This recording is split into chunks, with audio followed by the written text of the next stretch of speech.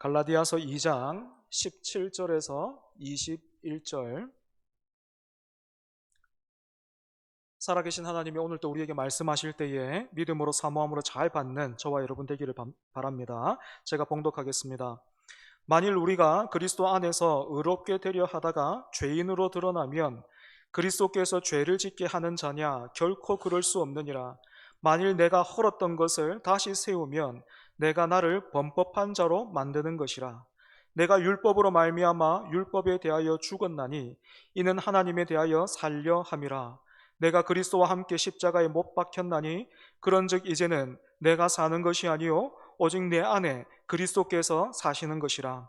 이제 내가 육체 가운데 사는 것은 나를 사랑하사 나를 위하여 자기 자신을 버리신 하나님의 아들을 믿는 믿음 안에서 사는 것이라. 내가 하나님의 은혜를 패하지 아니하노니 만일 의롭게 되는 것이 율법으로 말미암으면 그리스도께서 헛되이 죽으셨느니라. 아멘. 오늘이 10월 마지막 주일이죠, 그죠? 우리 개신교는 매년 10월 마지막 주일을 종교개혁 주일로 지키고 있습니다. 잘 아시는 것처럼 종교개혁은 1517년에 독일의 마르틴 루터가 비텐베르크 대학 교회 정문에 95개의 조항으로 작성한 반박문을 게시하면서 시작되었는데요.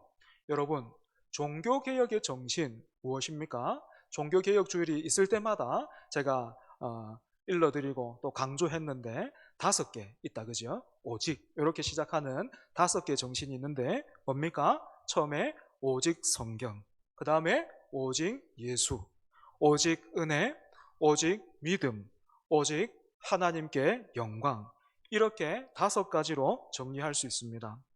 그래서 종교개혁의 정신이 이 5가지 말고는 뭐 다른 것은 없는가 하면 그렇지가 않아요. 이 5가지 정신과 함께 우리가 기억해야 할 또 다른 중요한 내용이 있는데 무엇인가 하면 바로 개혁된 교회는 항상 개혁되어야 한다라는 것입니다. 개혁된 교회는 항상 개혁되어야 한다. 이 개혁이라는 단어 자체에 뭔가를 뜯어 고친다라는 그런 뜻이 있기 때문에 개혁이라는 말을 들으면 어떻습니까? 뭔가 크고 대단한 일을 해야 될 것 같고 또 그런 일을 할 수 있는 사람은 따로 있겠다 싶어서 뒷걸음질 치게 되죠. 나는 아닌가 봐 하면서 뒷걸음질 치게 되는데 여러분, 그렇게 뒷걸음질 치는 것은 이 종교개혁의 정신을 오해하고 있는 거예요. 저는 이 종교개혁의 정신이 언젠가 한번 인용한 적도 있는 것 같은데 나태주 시인의 마당을 쓸었습니다 라는 이 시에 잘 담겨 있다 생각합니다. 길지 않으니까 제가 한번 읽어보겠습니다. 마당을 쓸었습니다. 지구 한 모퉁이가 깨끗해졌습니다. 꽃 한 송이 피었습니다. 지구 한 모퉁이가 아름다워졌습니다. 마음속에 시 하나 싹 텄습니다. 지구 한 모퉁이가 밝아졌습니다. 나는 지금 그대를 사랑합니다. 지구 한 모퉁이가 더욱 깨끗해지고 아름다워졌습니다. 여러분, 종교개혁의 시작이 루터라는 한 사람이 성경의 진리를 깨닫고 그 진리를 맛본 그 일부터 시작된 것처럼 우리 가정과 교회가 살아나고 새로워지는 일 또한 오늘 나 한 사람부터 시작되는 것입니다. 그래서 종교개혁주의를 맞은 오늘 우리는 개혁된 교회는 항상 개혁되어야 한다라는 이 종교개혁의 정신을 다른 누군가에게 요구하고 요청할 것이 아니라 오늘 우리 자신, 내 자신에게 적용시켜야 합니다.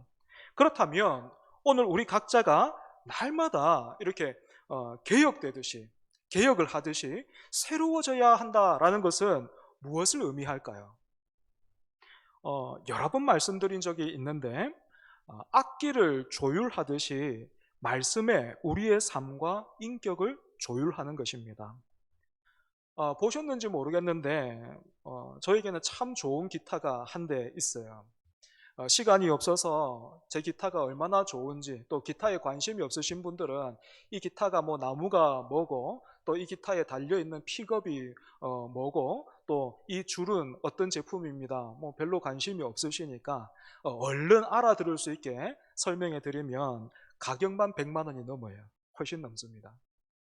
여러분, 이렇게 비싼 기타가 언제 죗값을 하는지 아십니까? 비싼 기타는 언제 어디서나 그냥 치기만 하면 좋은 소리가 날 것 같지만 그렇지가 않습니다. 제 아무리 비싼 기타라고 하더라도 조율이 안 돼 있으면 발장 도루묵이에요.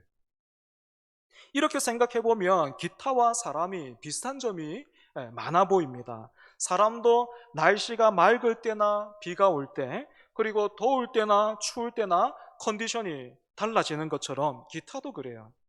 그리고 일을 하다 보면 사람이 지치는 것처럼 기타도요, 연주하다 보면 음이 약간씩 달라지기도 합니다. 그래서 기타는요, 매번 조율해야 돼요. 매번 조율해야 돼요. 아무리 좋은 나무에다가 아무리 비싼 부품을 가지고 기타를 만들었다고 해도 기타는 그저 좋은 소리를 내는 법이 없습니다. 각기 다른 굵기의 6줄이 각각의 음에 조율되어 있을 때에만 아름다운 화음을 내는 거지요. 그런데 오늘 우리가 살아가는 세상에 귀를 한번 기울여 보면 어떻습니까? 저는 길을 다닐 때면 주로 이어폰을 끼고 다닙니다. 거의 뭐 다른 목사님들의 설교를 듣고 있거나 아니면 설교에 도움이 되는 어떤 그런 내용들을 듣고 있는데요. 그러다 보니까 제가 세상을 몰라도 너무 모르는 것 같아서 이번 한 주는 뉴스를 부지런히 들었어요. 뉴스를 부지런히 들었는데 뉴스를 통해서 흘러 들어오는, 제가 접하게 되는 그 소식이요, 죄다 불협화음밖에 없어요. 뉴스거리가 죄다 불협화음이에요. 여기에서 더 심각한 것은 그런 불협화음이 정치나 경제나 국제사회, 우리 일반 사회에만 있는 것이 아니라 이제는 가정과 교회에서도 들려오고 있다는 겁니다. 사랑하는 여러분, 이렇게 불협화음으로 채워져 가고 있는 이 위기의 때에 저와 여러분에게, 그리고 우리에게 필요한 것이 있다면 무엇이겠습니까? 바로 절대음입니다. 절대음. 이 절대음은 유튜브 같은 데서 사람이 많이 모여 있고 또 사람들이 많이 가리키고 있는 그곳에 있는 것이 아니라 바로 하나님의 말씀, 즉 성경인 줄 믿습니다.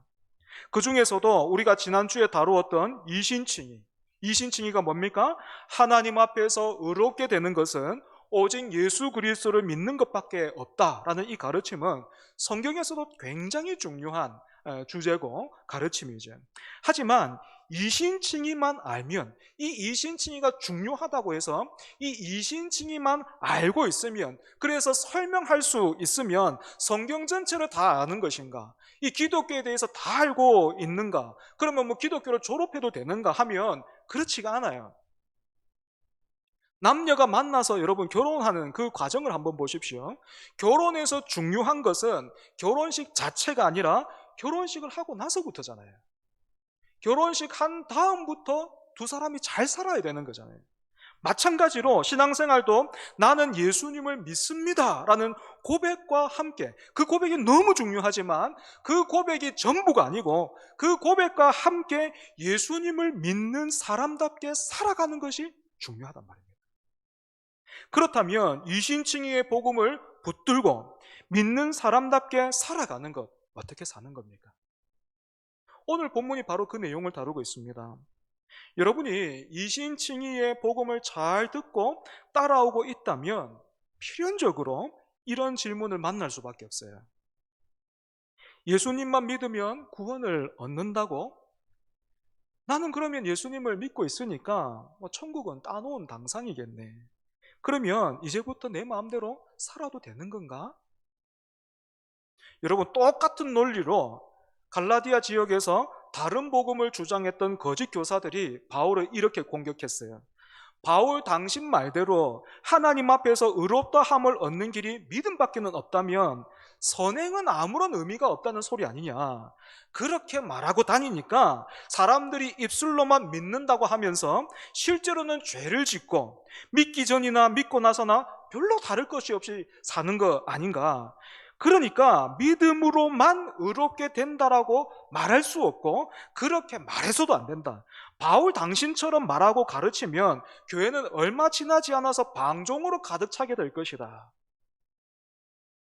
여기에 대한 바울의 답이 무엇입니까? 17절 마지막부터 18절 한번 보십시오. 결코 그럴 수 없느니라. 만일 내가 헐었던 것을 다시 세우면 내가 나를 범법한 자로 만드는 것이라.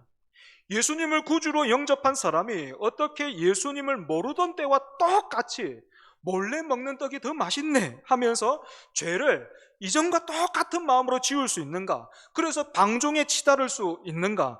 결코 그럴 수 없다는 겁니다. 여기에 대한 근거로 바울이 제시하고 있는 것이 19절과 20절인데요. 이 19절과 20절은 갈라디아서 안에서도 굉장히 중요한 이 노른자와 같은 핵심 구절입니다. 여러분 19절, 20절 같이 한번 읽어보겠습니다. 19절, 20절 시작. 내가 율법으로 말미암아 율법에 대하여 죽었나니 이는 하나님에 대하여 살려 함이라. 내가 그리스도와 함께 십자가에 못 박혔나니 그런즉 이제는 내가 사는 것이 아니요 오직 내 안에 그리스도께서 사시는 것이라. 이제 내가 육체 가운데 사는 것은 나를 사랑하사 나를 위하여 자기 자신을 버리신 하나님의 아들을 믿는 믿음 안에서 사는 것이라. 아멘.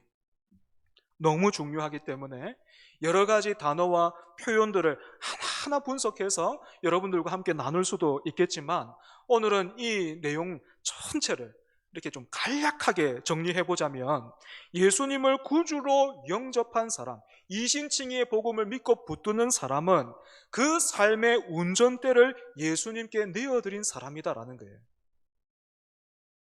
하지만 예수님을 믿는다고 하지만 예수님께 운전대를 내어드린 것이 아니라 조수석에 모셔놓고 내비게이션처럼 도움만 받으려고 하는 사람이 있습니다.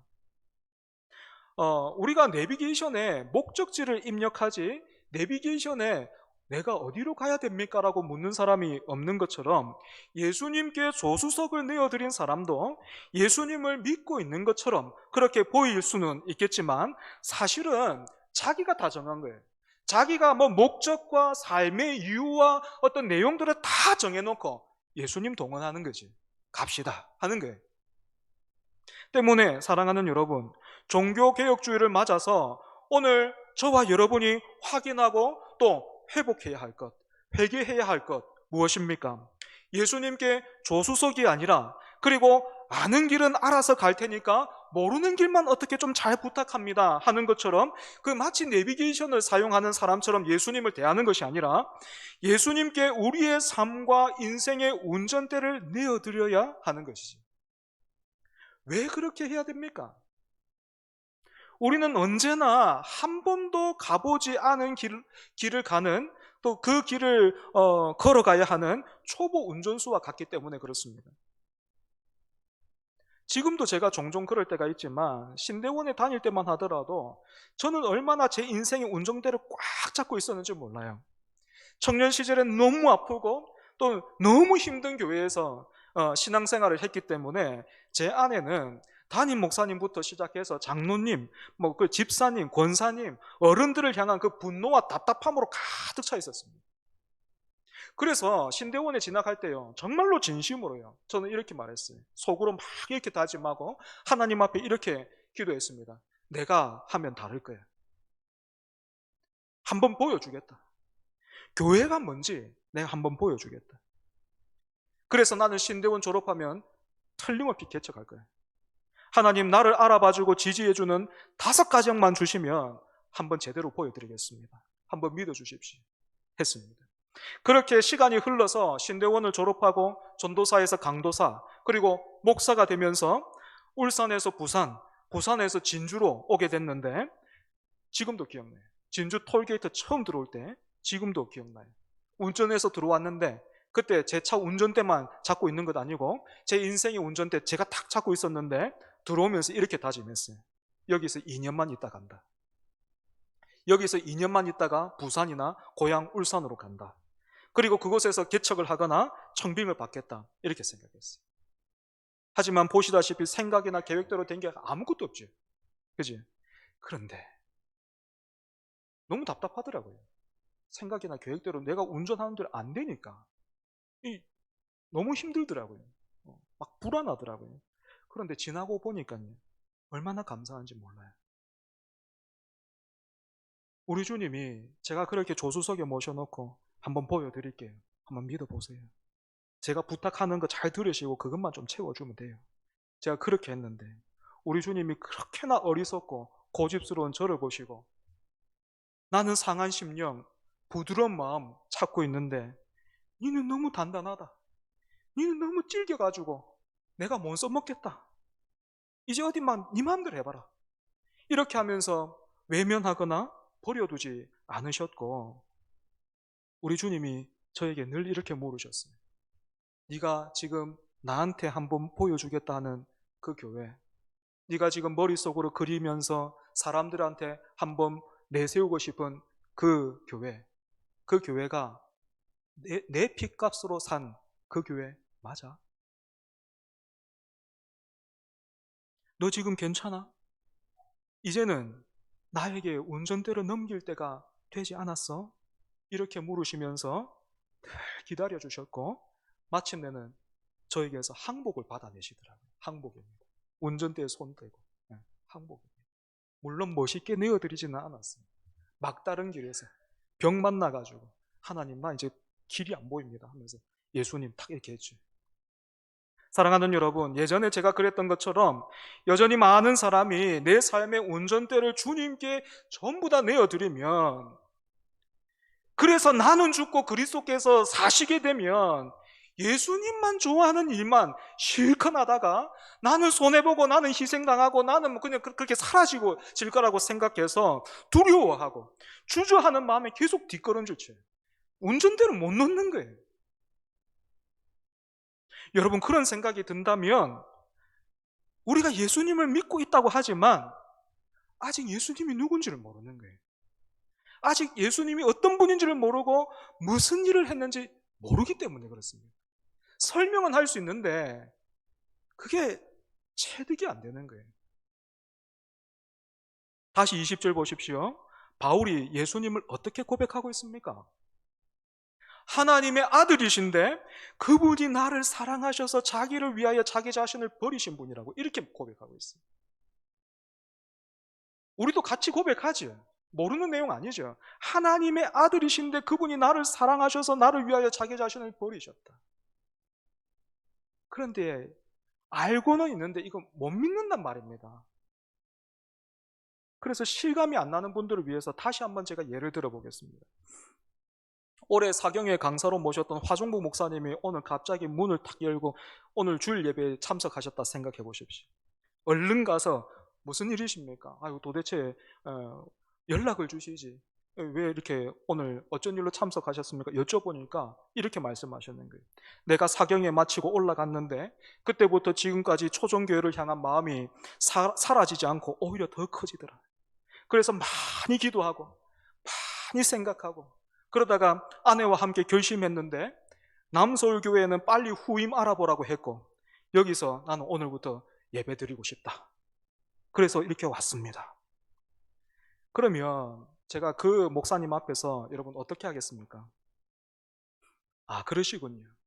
일단은 등록카드 작성하시고 그 다음은 4주 동안 새가족 교육 받아야 됩니다.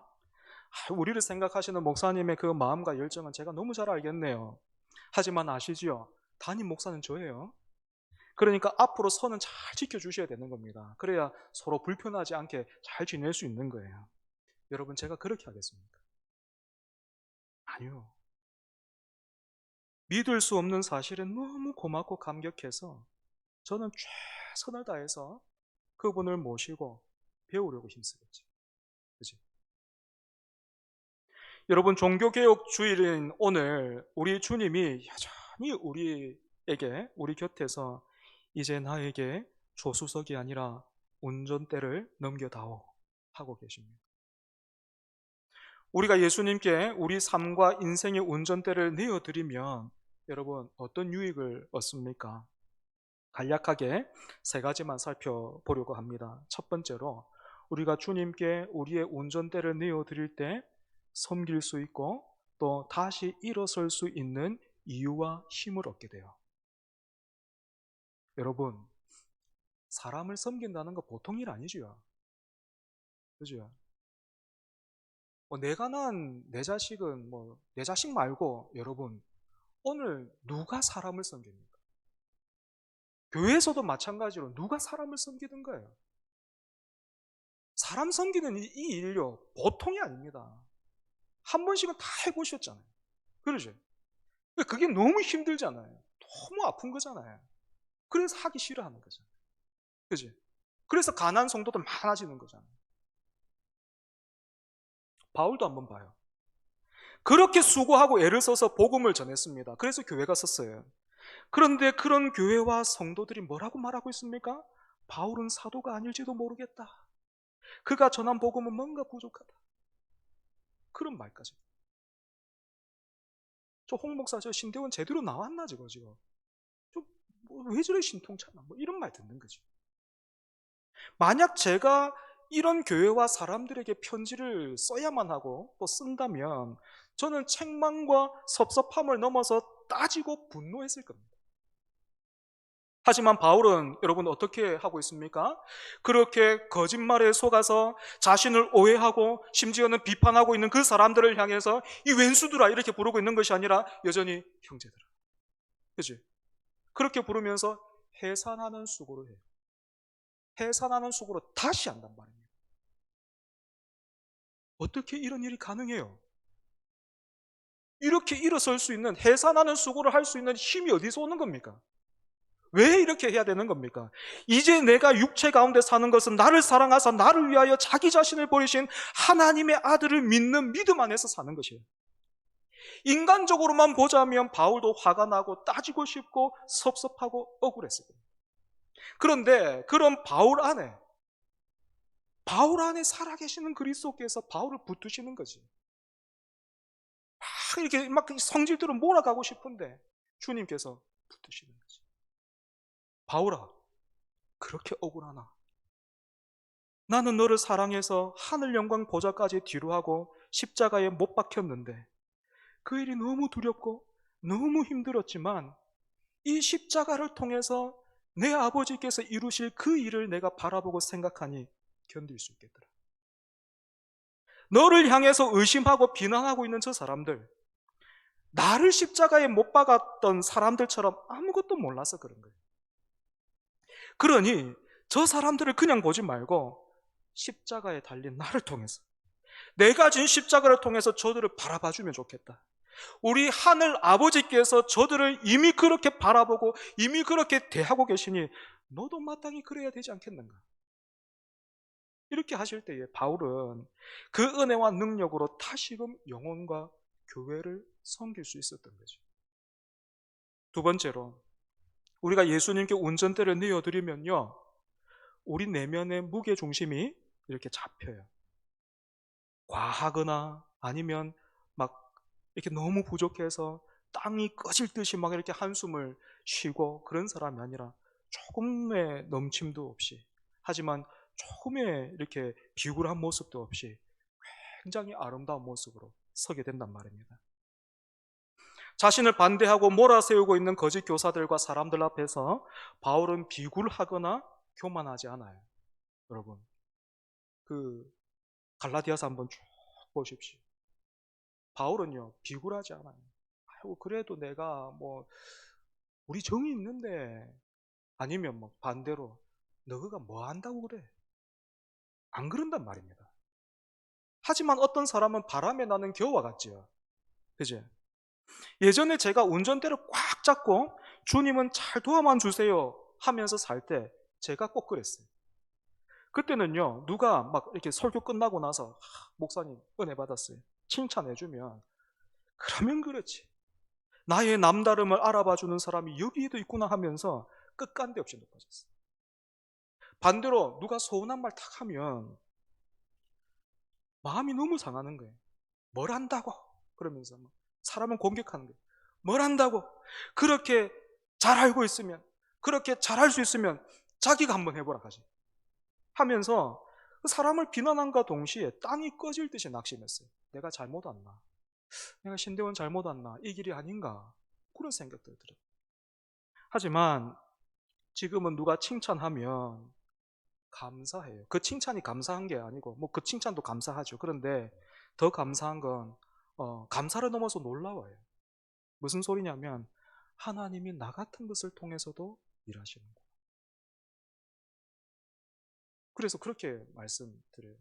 칭찬받을 때는 감사합니다. 그런데 하나님이 나를 통해서 집사님 만지시는 것 같아요. 집사님 사랑하시는 것 같아요. 그렇게 말할 수 있겠더라고요.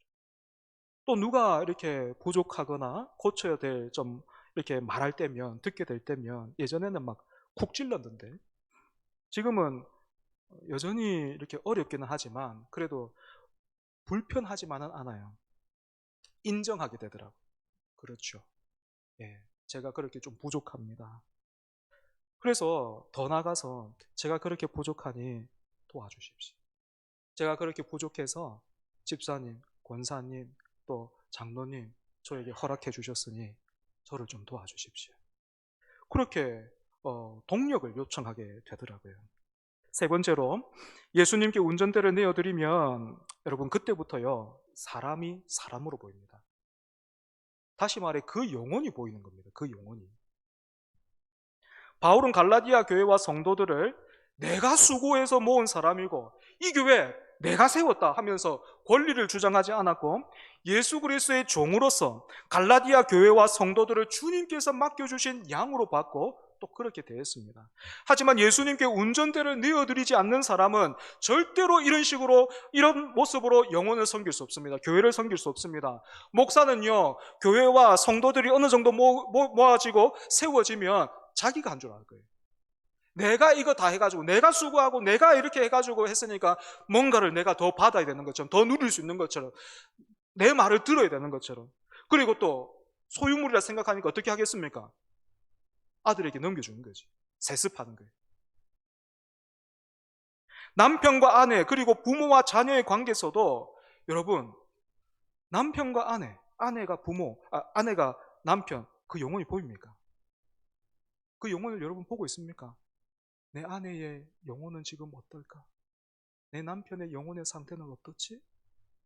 내 자녀들의 영혼의 상태는 지금 어떨까? 여러분 그거 보여요? 잘 안 보이죠? 저도 안 보이니까 여러분도 마찬가지일 겁니다. 영혼은 보지 못하고 그냥 소유하려고 하는 거예요. 내 새끼 그냥 부부 사이에도 기선을 잡으려고 그렇게 애를 쓰는 거죠. 여러분 이런 불협 화음 가운데서 어떻게 우리가 다시 화음을 만들어 갈 수 있겠습니까? 예수 그리스도라는 절대음에 내 자신을 조율하고 그분께 우리의 삶의 운전대를 맡겨드릴 때 우리 안에서부터 새로운 일이 시작되는 것입니다. 말씀을 정리하겠습니다. 우리는 언제나 초보 운전수에 불과합니다. 저는 3년차 담임 목사로는 처음 살아봅니다. 중학생 딸 아이를 둔 것도 처음이고 이제 곧 사춘기에 접어들게 될 그 두 아들을 앞으로 대해야 되는 그 일도 처음 하는 거예요. 처음 하는 거예요. 다 처음이에요. 47살로 살아보는 것도 처음입니다. 여러분도 마찬가지죠. 이렇게 보면. 그죠? 그래서 위태롭고 걱정될 때가 허다. 하지만 또다시 종교개혁주의를 맞은 오늘 우리는 말씀을 통해서 이렇게 위태롭고 걱정이 가득한 삶을 헤쳐나갈 수 있는 길, 그냥 막 헤쳐가는 것이 아니라 그렇게 살아가면서 불협화음이 아니라 그 이 불협화음으로 가득한 이 땅에서 화음을 만들어낼 수 있는 화음을 이루어갈 수 있는 그 길을 확인했습니다. 그것은 바로 나는 살고 내가 살기 위해서 내 안에 계신 그리스도도 죽이고 침묵시키고 내가 살기 위해서 다른 사람을 죽이는 것이 아니라 나는 죽고 오직 내 안에 계시는 그리스도께서 사시게 하는 거예요. 예수 그리스도께 조수석이 아니라 운전대를 내어드리십시오. 그리고 그분을 신뢰하면서 인도하시는 자리가 어디든 또 만나게 하시는 사람이 누구든 그곳에서 그들과 함께 화음을 내는 그 일에 힘쓰는 저와 여러분 되기를 바랍니다. 말씀을 기억하면서 함께 찬송하겠습니다.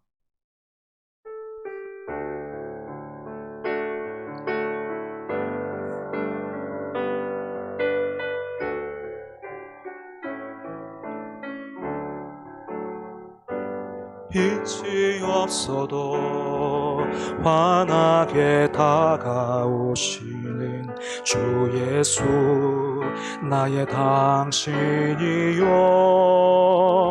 음성이 없어도 똑똑히 들려주시는 주 예수, 나의 당신이요. 당신이 있음으로 나도 있고, 당신의 노래가 머물므로 나는 부를 수 있어요. 주여, 꽃처럼 향기 나는 나의 생활이 아니어도 나는 당신이 좋을 수밖에 없어요. 주 예수, 나의 당신이. 2절입니다. 나는 없어도 당신이 곁에 계시면 나는 언제나 있습니다.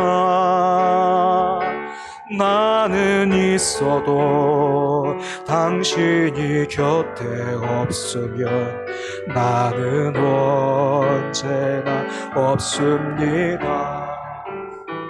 당신이 있음으로 나도 있고, 당신의 노래가 머물므로 나는 부를 수 있어요. 주여, 꽃처럼 향기 나는 나의 생활이 아니어도 나는 당신이 좋을 수밖에 없어요. 주 예수, 나의 우리 2절 다시 한번 하겠습니다. 나는 없어도 당신이 곁에 계시면 나는 언제나 있습니다.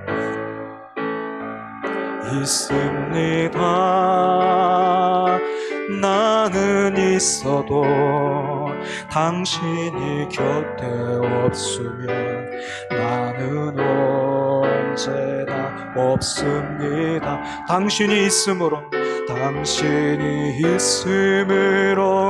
나도 있고, 당신의 노래가 머물므로 나는 부를 수 있어요. 주여,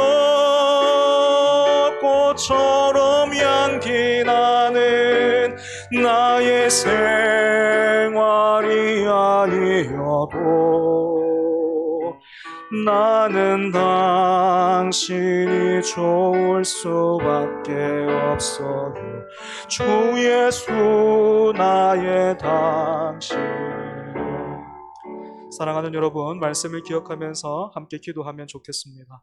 종교개혁주의 다시 한번 맞게 하시고, 또 우리에게 말씀하셨는데 그 말씀에 우리가 순종하고 믿음으로 반응하는 저와 여러분 되기를 바랍니다. 여러분, 예배를 마치고 말씀에서 이렇게 자리에서 일어나는 순간 또다시 운전석에 앉아서 예수님 조수석에 모시고 가시지요 하는 사람 아무도 없기를 바랍니다. 말씀을 들었으니 우리가 마음을 찢으며, 하나님, 내가 얼마나 어리석었는데, 내가 얼마나 강팍했는데 이런 나를 참으시고 이렇게 은혜로 선대하십니까? 하나님, 이제 항복입니다. 하나님, 맡아주십시오. 내가 있어도 당신이 없으면 나는 언제나 없습니다. 나는 있는 것 같아도 당신이 없으면 나는 없습니다. 그렇게 고백하면서 우리가 우리의 삶의 운전대를 다시 한번 내드리면 좋겠어요. 담임 목사 3년차로 처음 사는 것처럼 여러분들도 처음이잖아요. 그죠? 어떻게 해야 되겠습니까? 화음을 이루며 살기 위해서는 어떻게 해야 되겠습니까? 주님 앞에 내어드리십시오. 그렇게 주님 앞에 내어드립니다. 받아주십시오. 그렇게 우리의 운전대를 잡으신 주님을 기뻐하는 우리가 되게 해달라고 이 시간에 함께 기도하겠습니다. 하나님 아버지, 감사합니다. 하나님, 이 땅에 참 우리를 배부르게 하고 우리를 윤택하게 하고 우리를 기쁘게 하는 것 참 많지만 하나님의 은혜만큼 그리고 하나님의 말씀만큼 우리를 살리고 우리를 새롭게 하고 우리에게 복이 되고 우리에게 영광과 하나님 은혜를 주는 생명길로 이끄는 것이 없지요. 하나님 오늘도 말씀해 주셔서 감사합니다. 바울의 그 고백을 통하여서 또 종교개혁주의를 맞아서 하나님 오늘 우리가 어떻게 살아야 할지를 다시 한번 나누게 하여 주시고 또 기도할 수 있게 해주시니 하나님 감사합니다. 그동안에 우리가 얼마나 어리석었습니까?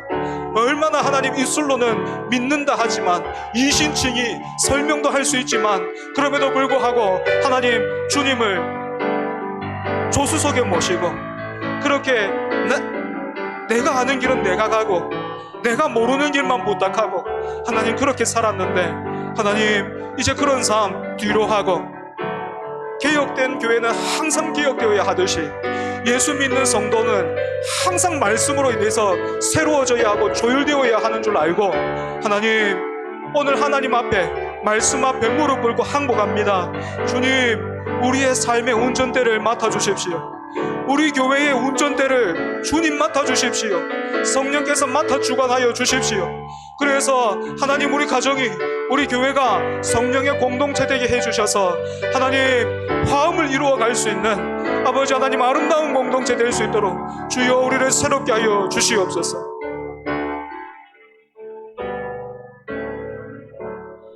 여러분 특별히 오늘은 한 번만 더 기도하면 좋겠습니다. 지난 7월에 대법원이 동성 커플을 사실상의 부부와 동일한 지위에서 건강보험 혜택을 받게 하는 그런 결정을 내렸습니다.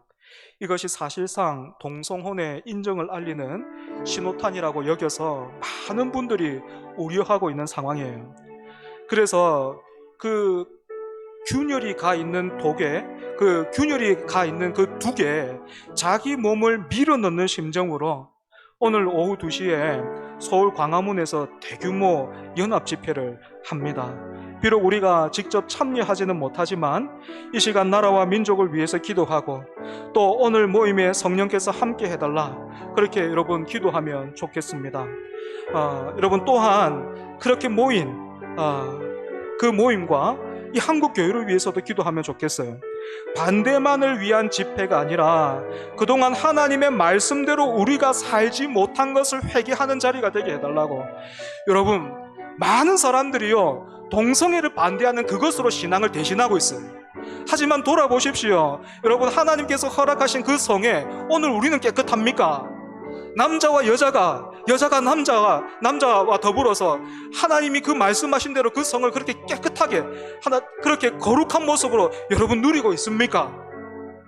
더 큰 죄악이 오늘 우리 가운데 있는 것은 아닙니까? 다시 한번 우리를 돌아보고 회개하는 그런 시간 되게 해달라고. 그리고 절대로 이번 집회로 인해서 교회가 사회에 무리를 일으킨다거나 벌써부터 너무 염려스러운 것은 이 집회에 찬반을 두고 교회가 갈라지고 있습니다. 어떤 사람들은 교회를 떠나고 있습니다.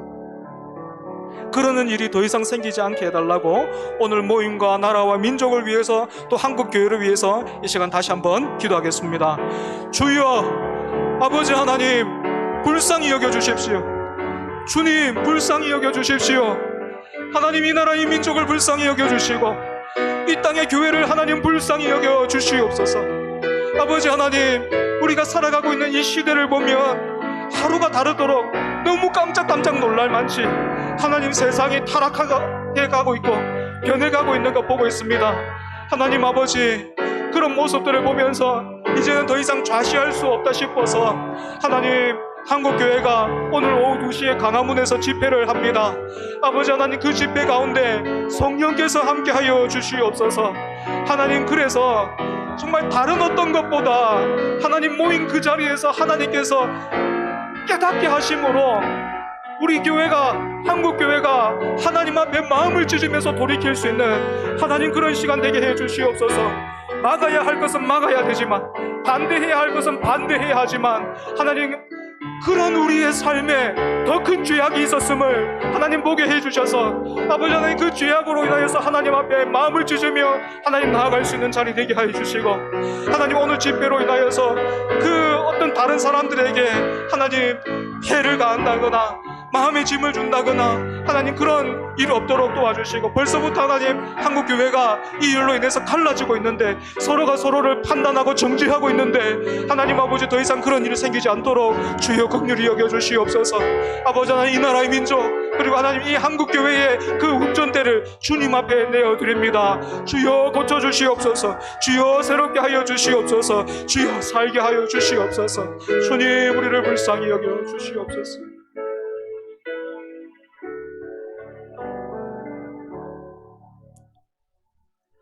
하나님 아버지, 은혜를 감사합니다. 주님께 조수석을 내어드리면서 그렇게 살아왔는데, 나는 더 이상 너랑 함께 할 수 없다 하지 않으시고, 여전히 예배와 말씀 앞으로 인도하셔서 우리를 사랑하시기에 이제 내어주지 않겠니? 이제 그 운전대를 나에게 주지 않겠니? 다가오시는 주님 앞에 우리가 한 마음으로 무릎을 꿇고 항복합니다. 주님 다스려 주십시오. 선하신 주님, 나보다 나를 더 잘 아시고 사랑하시는 주님, 우리의 어리석음 강팍함에서 돌이켜 주님 앞에 우리 삶의 운전대, 우리 가정의 운전대, 우리 교회의 운전대, 나라와 민족의 운전대를 내어드립니다. 다스려 주시옵소서. 그리고 우리를 새롭게 해 주시옵소서. 악기가 늘 조율되어야 하는 것처럼 하나님, 우리의 삶과 인격이 말씀 앞에서 늘 조율되게 해 주시고, 그래서 하나님, 불협화음으로 가득 차 있는 이 세상, 이 시대에 화음을 만들어내는, 그 화음을 통하여서 하나님의 그 은혜와 영광을 드러내는 우리 모두가 되게 해 주시옵소서. 먼저 우리를 고쳐 주시옵소서. 하나님, 오늘 오후 2시에 큰 집회로 한국교회가 모입니다. 하나님, 성령께서 함께 하셔서 정말로 마음을 찢으며 주께로 돌이키는 그런 귀한 시간 되게 해 주시옵소서. 반대해야 할 것 분명히 반대해야 하고, 막아야 할 일들 틀림없이 막아야 되지만, 하나님 그 일에 애를 쓰고 그 일에 눈은 밝혔지만 오늘 내 안에서 무너져 있는 그것은 보지 못하는 어리석은 사람이 되어 있습니다. 한국교회 하나님 긍휼히 여겨주셔서 이번 기회를 통하여서 다시 일어설 수 있도록 하나님 붙들어 주옵소서.